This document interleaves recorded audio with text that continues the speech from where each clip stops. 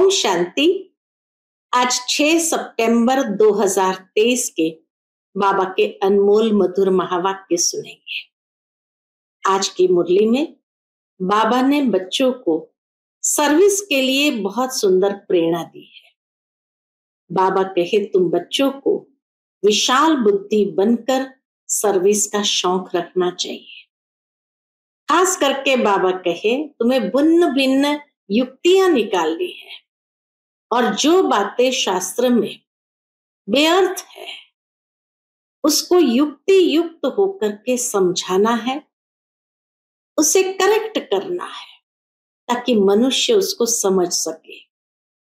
दूसरी बात, आज बाबा ने धारणा की बातें भी स्पष्ट की है।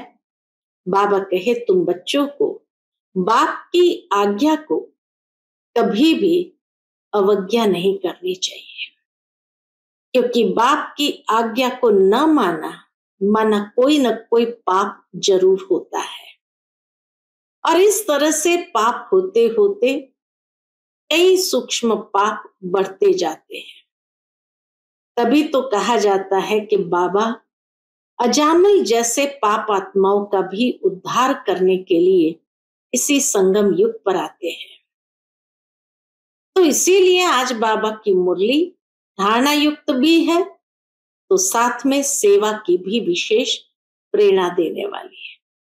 सुनते हैं बाबा के आज के अनमोल मधुर महावाक्य। ओम शांति।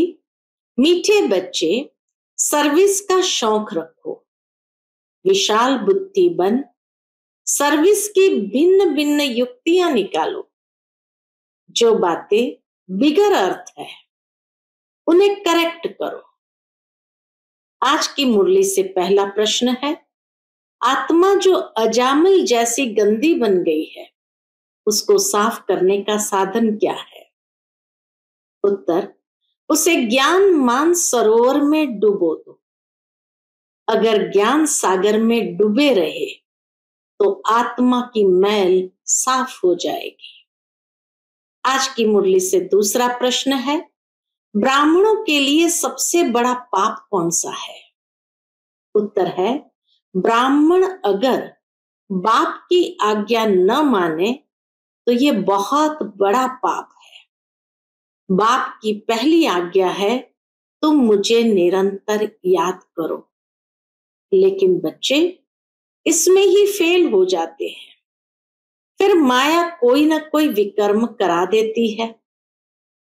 आज की मुरली से पहले गीत बजा है, छोड़ भी दे आकाश सिंहासन, इस धरती पर आ जाओ रे। ओम शांति। बच्चों की बुद्धि में क्या आता है? कौन आया है? तो किसी ने कहा बाप टीचर सदगुरु। बाबा कहे मात पिता अक्षर तो जरूर चाहिए। मात पिता अक्षर भारत में प्रचलित है। भजनों में भी गाते हैं या प्रार्थना में भी गाते हैं, तुम मात पिता हम बालक तेरे। पीछे तुम कह सकते हो बाप दादा। मात पिता भी है, वही बाप दादा भी है। वैसे तो मात पिता में बाप दादा आ जाता है, परंतु नहीं, यह समझाने का तरीका है। बाबा कहे कोई मनुष्य क्या समझेगा माता पिता बाप दादा इकट्ठा है, तो इसीलिए समझाने का तरीका है। क्योंकि बाप है, मां भी जरूर चाहिए। अब माता पहले कौन है? यह है गुह्य ते गुह्य बात जो कोई समझ ना सके कि हमारी मां कौन है। ब्रह्मा मां को कोई समझ ना सके। क्या प्रजापिता ब्रह्मा होने से भी माता चाहिए?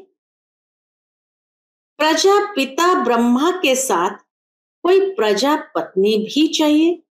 नहीं, प्रजापत्नी नहीं चाहिए, क्योंकि यह मुख वंशावली है। ब्रह्मा मां मुख वंशावली है, इसीलिए ब्रह्मा की पत्नी कोई हो नहीं सकती। वो स्वयं शिव बाबा पिता और ब्रह्मा मां है। तो माँ की पत्नी कोई हो नहीं सकती है। यह बहुत गुह्य और गंभीर बातें हैं। इसे समझने और धारण करने के लिए बुद्धि चाहिए। ये एक ही बाप है जो बच्चों के सन्मुख आते हैं। तुम तो समझते हो, माता पिता बाप दादा सन्मुख आया है। बच्चे बाहर में सर्विस करते हैं। सेंटर्स पर जो रहते हैं वह यह नहीं समझेंगे कि माता पिता बाप दादा सन्मुख आए हैं। वो तो मुरली पढ़ेंगे तो कहेंगे बाप दादा की मुरली सुनते हैं, लेकिन मधुबन में आते हैं तो समझते हैं कि माता पिता बाप दादा के सन्मुख आए हैं। वह समझेंगे फलानी बीके व ब्रह्मा कुमारी आई है, या मम्मा एडॉप्ट की हुई है। सबसे लकी सितारा जगदम्बा है। यह संभालने के लिए मुख्य है, इसीलिए इन पर कलश रहता है। शिव बाबा ने कलश इसीलिए जगदम्बा पर रखा है। और ये ब्रह्मा तो हो गई ब्रह्मपुत्रा। ब्रह्मा हो गई ब्रह्मपुत्रा। मेल के रूप में है तो सरस्वती जरूर चाहिए। ब्रह्मा मां मेल के रूप में है, इसीलिए मां के रूप में सरस्वती जरूर चाहिए। सरस्वती को ही जगदम्बा कहा जाता है। इस मेल को तो जगत अम्बा नहीं कहेंगे। ये बड़ा अच्छा राज है जो कोई भी गीता भागवत में नहीं है, कोई भी शास्त्रों में नहीं है। शास्त्रों में कहानियां बैठ लिखी है। 5000 वर्ष पहले व 2500 वर्ष पहले क्या हुआ था सो बैठ लिखते हैं। वह नाम रूप देश काल तो कुछ है नहीं। नाटक भी अनेक प्रकार के बनाते हैं। यह बाप बैठ सन्मुख अच्छी रीति समझाते हैं कि बच्चे हर एक बात को पूरा समझ जाए। इन गीतों में भी कई बिगर अर्थ अक्षर है। अब आकाश तत्व तो यह है, इसमें तो हम बैठे हैं। जिस पारलौकिक बाप को सब याद करते हैं वह कोई आकाश तत्व से आते नहीं है। हाँ, वो तो ब्रह्म महतत्व से आते हैं। अगर श्री कृष्ण की आत्मा कहे वह तो यहां ही है। सब मुख्य मुख्य आत्माएं धर्म स्थापक आदि यहां ही है। श्री कृष्ण की आत्मा भी 84वें जन्म में यहां ही है। उनकी आत्मा को तो बुला न सके। यह परम पिता परमात्मा को बुलाया जाता है कि आओ, अपना महतत्व निर्वाण धाम छोड़कर वहां से आओ। तुम आत्माओं का सिंहासन तो महतत्व है। हाँ, तो बाबा कहे ये गीतों के अक्षर को करेक्ट करना है कि आकाश तत्व से नहीं, लेकिन ब्रह्म महतत्व से, निर्वाण धाम से परमात्मा यहां आते हैं। आकाश में तो तुम जीव आत्माएं रहती हो। इस समय साकार दुनिया में जीवात्माएं रहती है। यह मांडवा है खेल चलने का। जब गीत सुनते हो दिल में आपे ही करेक्ट करते जाओ। यह तो जिन्होंने नाटक बनाए हैं उन्होंने फिर गीत बनाए हैं। फिल्म शूट करने वालों को भी समझाना चाहिए। इसमें बड़ी विशाल बुद्धि चाहिए।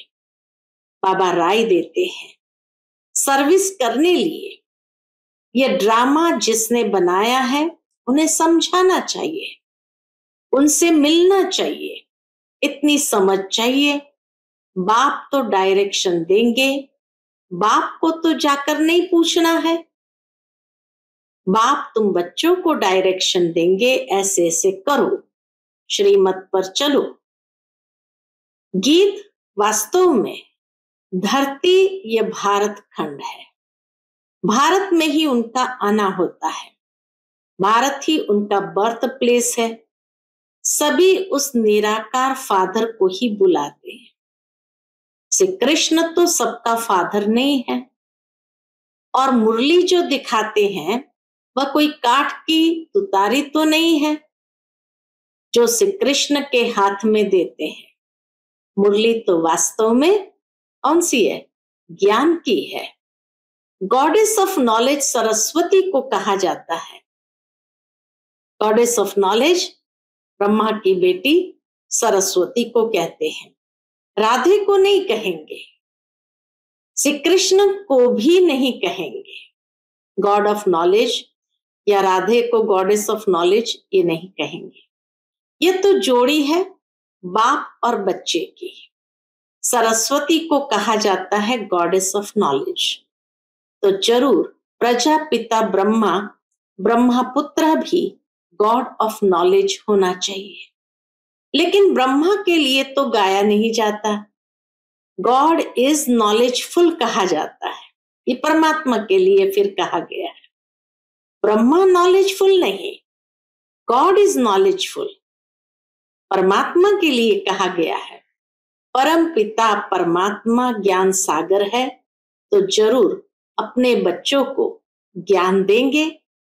पहले पहले इसमें प्रवेश कर इन द्वारा दूसरों को देते हैं। पहले पहले परमात्मा ब्रह्मा में प्रवेश कर इनके द्वारा दूसरों को देते हैं।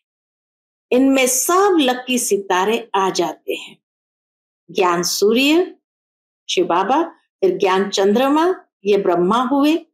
फिर चाहिए ज्ञान चंद्रमा के नजदीक एक सितारा जो चंद्रमा के सामने खड़ा रहता है, वह बहुत तीखा होता है। उनको ज्ञान लकी सितारा कहेंगे। उनका नाम सरस्वती रखा हुआ है। सरस्वती बेटी हो गई ना, यह तो बाप भी हुआ, बड़ी नदी भी हुई। बहुत बड़ी नदी है। सब नदियों का मेल सागर में होता है। सागर और नदियों का मेला होता है। सरस्वती भी सागर में मिलती है, उनका मेला नहीं लगता। मेला ब्रह्मपुत्र नदी का लगता है। यह नदी वंडरफुल है, मेल है। नदी तो फीमेल को कहा जाता है, इसलिए सारे फीमेल के नाम नदियों पर रखे हुए हैं। लेकिन बाबा कहे एक ब्रह्मपुत्र ही मेल है। ये गुह्य राज बहुत समझने लायक है, परंतु ये बातें पहले पहले कोई को नहीं बतानी चाहिए। गुह्य बातें हैं, जब बुद्धि परिपक्व हो तब कम से कम उस बात को उठाना चाहिए। पहले तो लौकिक माता पिता पारलौकिक माता पिता का राज समझाना चाहिए। लौकिक माता पिता से अल्पकाल क्षणभंगुर सुख का वर्षा मिलता आया है, यह तो पक्का याद रहना चाहिए। दूसरा कोई दो बाप का राज समझा न सके। वह तो जानते ही नहीं, गाते हैं तुम मात पिता हम बालक तेरे। अब पिता सर्वव्यापी है तो माता कहाँ गई? ये समझने की बात है ना। मात पिता चाहिए ना।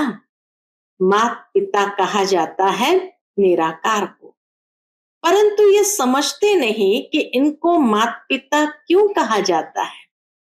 वह तो गॉड फादर है, अथवा एडम बीबी कहते हैं। एडम ईव कहते हैं या आदम बीबी कहते हैं। तो बाबा कहे वह तो गॉड फादर है। फिर कहते हैं एडम और ईव, एडम ही ईव है, ये नहीं समझते। एडम ही ईव है। जैसे ब्रह्मा प्रजापिता भी है तो माता भी है। प्रजापिता ब्रह्मा वही फिर माता हो जाती है। एडम और ईव अथवा आदम बीवी कहते हैं, परंतु अर्थ नहीं समझ सकते हैं। बच्चे समझ सकते हैं। आदम बीवी वास्तव में यह है। बीवी सो आदम है, इनको बीवी आदम दोनों कह देते हैं। ब्रह्मा बाबा को बीवी आदम दोनों कह देते हैं। वह तो है बाप। ये बड़ी पेचीली बातें हैं। बहुत कंफ्यूज करने वाली पेचीली बातें हैं। भारत में गाते भी है, तुम मात पिता हम बालक तेरे। ऐसे ही सुनी सुनाई पर गाते रहते हैं, अर्थ कुछ नहीं समझते। सतयुग को बहुत दूर ले गए हैं, लाखों वर्ष कह देते हैं। लॉन्ग लॉन्ग भी कितना, कहते ना लॉन्ग लॉन्ग गो, तो बाबा के लॉन्ग लॉन्ग भी कितना। कहानी तो नजदीक की ही सुनाई जाती है। तुम समझा सकते हो लॉन्ग लॉन्ग गो यानी 5000 वर्ष पहले इस भारत में देवी देवताओं का अखंड अटल सुख शांतिमय राज्य था, और कोई राज्य नहीं था। ये अक्षर कोई विद्वान आचार्य कह नहीं सकते। देवी देवताओं का राज्य था। मालूम होना चाहिए कैसे स्थापन हुआ, लक्ष्मी नारायण कैसे बने, कैसे उनकी राजाई स्थापन हुई। उनके पहले तो कलयुग था, बरोबर कलयुग का अंत अब है, और कलयुग के बाद फिर सतयुग होगा। सतयुग सामने आ गया है, जो लॉन्ग लॉन्ग था वह सामने आ गया है। 84 जन्म लेते लेते अब कलयुग का अंत आकर पहुंचा है। बाबा कहे कितना समय जन्म लेते लेते अब कलयुग का अंत आकर हुआ है। अभी तुमको कहेंगे 5000 वर्ष पहले इन लक्ष्मी नारायण का सतयुग में राज्य था, अभी नहीं है। अभी टाइम आकर पूरा हुआ है, फिर से लक्ष्मी नारायण का राज्य स्थापन हो रहा है। यह तुम्हारी बुद्धि में है, जिसके लिए तुम पुरुषार्थ कर रहे हो। यह है समझाने की बात। यह तो सच्ची गीता आदि इसीलिए लिखी जाती है कि कोई पढ़कर रिफ्रेश होते रहे। यह जानते हैं जो लिखा जाता है वह फिर प्राय लोप हो जाएगा। यह सच्ची गीता भी नहीं रहेगी। जो तुम लिखते हो वह सच्चा ज्ञान प्राय लोप हो जाना है, और साथ साथ शास्त्र भी सब प्राय लोप हो जाएंगे। सतयुग त्रेता में शास्त्र होते नहीं, फिर कल्प पहले जैसे द्वापर से बने थे वैसे बनने लग पड़ेंगे। यह है भक्ति मार्ग की सामग्री। रचना की सामग्री बहुत बड़ी है। तुम ज्ञान सेकंड में ले लेते हो। सारी रचना के आदि मध्य अंत को तुम जानते हो, अंगे अक्षर अर्थात तिथि तारीख सहित। अंगे अक्षर यानी तिथि तारीख सहित पूरा हिसाब किताब है। 84 जन्म सब नहीं लेते हैं, कोई 70 लेते, कोई 60 लेते, कोई 2 भी लेते हैं। वह सारा मिनिमम और मैक्सिमम का हिसाब है। पीछे आने वाले के जरूर नंबरवार थोड़े थोड़े जन्म होंगे, उसका फिर विस्तार करना फालतू हो जाता है। तुम बच्चे नट शेल में समझ सकते हो। 84 जन्म तो है नहीं। 84 जन्म भी हर एक नहीं ले सकते हैं। ऐसे ही सिर्फ कह देते हैं 84 का चक्र है। 84 लाख जन्मों का चक्र नहीं गाया जाता। बाबा कहे 84 लाख जन्मों का चक्र नहीं गाया जाता। फिर वापस बाबा गीत पर ले आते, पाप कपट की छाया पड़ गई है। अब रावण का राज्य है ना, आत्मा पर मैल की छाया पड़ते पड़ते अब बिल्कुल ही अजामिल हो गए हैं। इतनी मैल चढ़ी है जो साफ होती नहीं है। उस मैल को निकालने के लिए फिर गाया हुआ है ज्ञान मान सरोवर। उसमें डूबा रहे व्यक्ति, उसमें डूबा रहे। जैसे जंक लगती है तो उनको उतारने के लिए घासलेट में डाला जाता है, उसमें डूबा रहे। यह भी जंक लगी है, इसलिए ज्ञान सागर में डूबे रहो। कोई पानी की नदी व सागर की बात नहीं है। ज्ञान सागर जो ज्ञान देते हैं उस नॉलेज में तत्पर रहना है। गृहस्थ व्यवहार को भी संभालना है, उसमें कोई मत चाहिए तो लेते रहो। हर एक का कर्म बंधन अपना अपना है। सर्जन सबके लिए एक ही दवा नहीं देते हैं। हर एक का कर्म बंधन, हर एक की बीमारी अपनी अपनी है। ये 5 विकारों की बीमारी महाभारी है। इस बीमारी को कोई जानते नहीं है। ये कब से शुरू होती है? आत्मा को बीमारी लगने से शरीर को भी बीमारी लग जाती है। आत्मा में दुख पड़ता है तो शरीर में भी पड़ जाता है। यह बातें शास्त्रों में नहीं है। वह तो भक्ति मार्ग का भक्ति कांड है। भक्ति का भी बाबा ने बताया है कि पहले होती है अव्यभिचारी भक्ति, फिर रजोगुणी व्यभिचारी भक्ति, फिर व्यभिचारी तमोगुणी भक्ति। बाबा के पहले अव्यभिचारी भक्ति, फिर रजोगुणी व्यभिचारी भक्ति और फिर व्यभिचारी तमोगुणी भक्ति। जैसे जैसी भक्तों की अवस्था वैसी भक्ति भी हो जाती है। ज्ञान भी ऐसे उतरता है, पहले 16 कला, फिर 14 कला, फिर 12 कला। बाबा कहे इसी तरह ज्ञान भी उतरता है, पहले 16 कला, फिर 14 कला, फिर 12 कला। प्रारब्ध जो बनती है वह फिर उतरती जाती है। तुम बच्चे जानते हो ये कमाई है। कमाई में विघ्न पड़ते हैं, दशाएं बदलती है। पूछते हैं हमारे ऊपर कौन सी दशा बैठी हुई है, फिर वह लोग बतलाते हैं। यह सच्ची कमाई में भी बच्चों पर दशाएं बैठती है।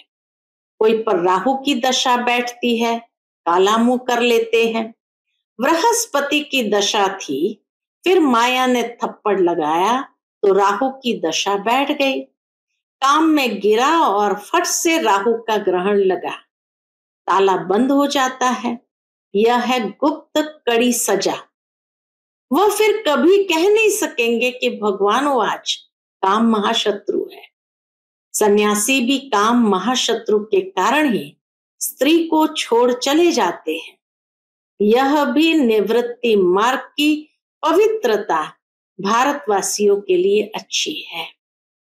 भारतवासी ही पवित्र से अपवित्र बनते हैं तो उन्हों को थमाने के लिए ये सन्यासी है।